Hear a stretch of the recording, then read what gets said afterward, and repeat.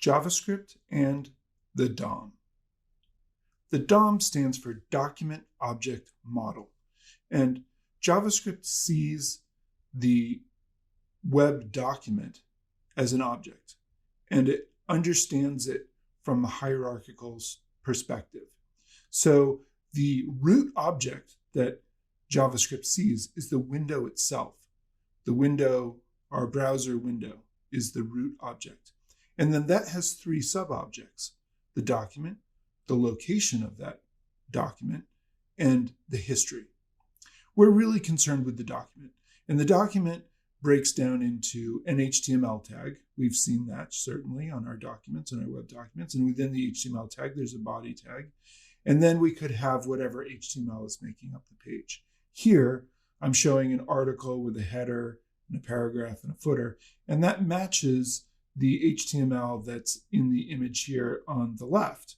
So if you look at the markup on the left, you can see how that matches the article here and in the diagram.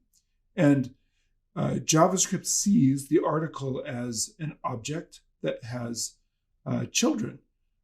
One child would be the header, and the header itself has a child, which would be the H1. And then another child of the article is a paragraph, and another child of the article is the footer, which also has a child, which is a paragraph. And we can see that represented in the diagram over here. These elements on the page are nodes, and JavaScript understands the relationships between the nodes. And we can use methods and properties to do what's called traversing the document and getting from one node to another so that we could affect it with JavaScript.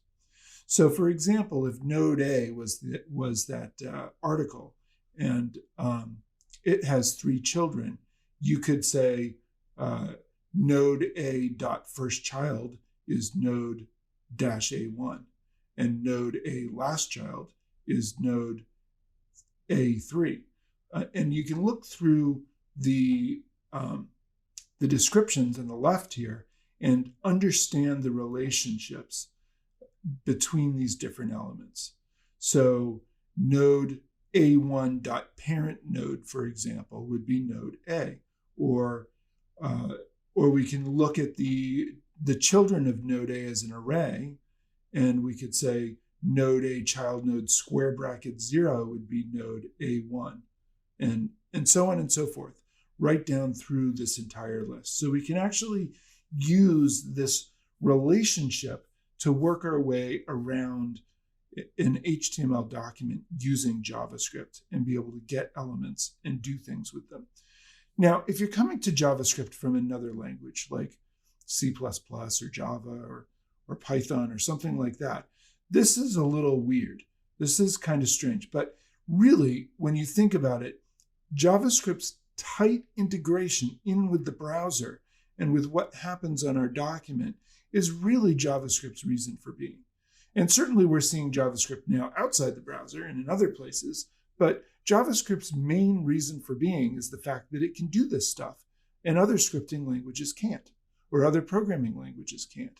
And in 2009, when they decided that JavaScript was going to be the programming language for the web, it was going to be native to the browser, that's when this stuff really got solidified. And everybody wanted to follow the exact same specification.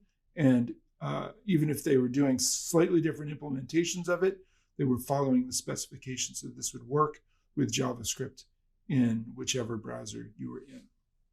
And it's taken a while to get to compatibility across browsers with JavaScript, but we're pretty close to there these days.